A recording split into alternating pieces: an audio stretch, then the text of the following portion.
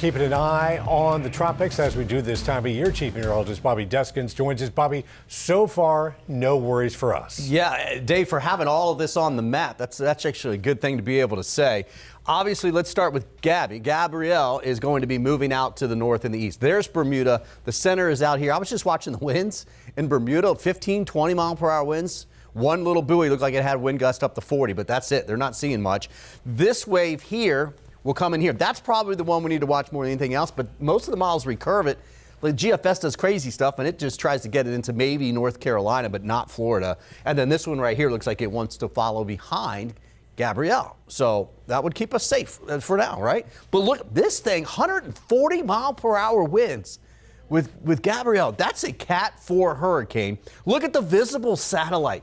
Look down into that eye. That's just amazing. You can see it as it moves off to the north-northeast at around 12 miles per hour. Pressure's down to 948. By the way, you might have seen on my Facebook page I posted Super Typhoon Wargasa, 180 mile per hour winds in the islands just north of the Philippines. A gust over 200 miles per hour. That's amazing. That's making this one look bad. That's a 140 mile per hour storm right there. It will weaken as it moves out over cooler water, a little bit of wind shear, but you can see it's taken off and headed out to the east-northeast. Now, this cell here, which is actually this, has an 80% chance of development, but that's the one that we think will recurve and end up probably closer to Bermuda, but either way, it's recurving, not affecting the United States.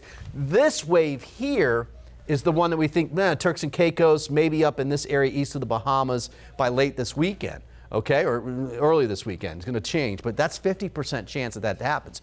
Right now, as I mentioned, the models don't bring either onto shore here in Florida especially, but they're starting to get their act together a little bit, so it's something that we're going to watch. This is the European model for now. That is Gabrielle. You can see it moving out to the east and the northeast.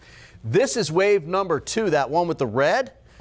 That's wave number 1. There's not much to it. Now watch as we go through this weekend. Friday, this is Saturday morning. There's the next one. Umberto is the next name on the list, and then Imelda after that. Is Imelda somewhere in here? Because eventually it does close off this low by Sunday. So all of this is happening this Thursday, Friday, Saturday, Sunday.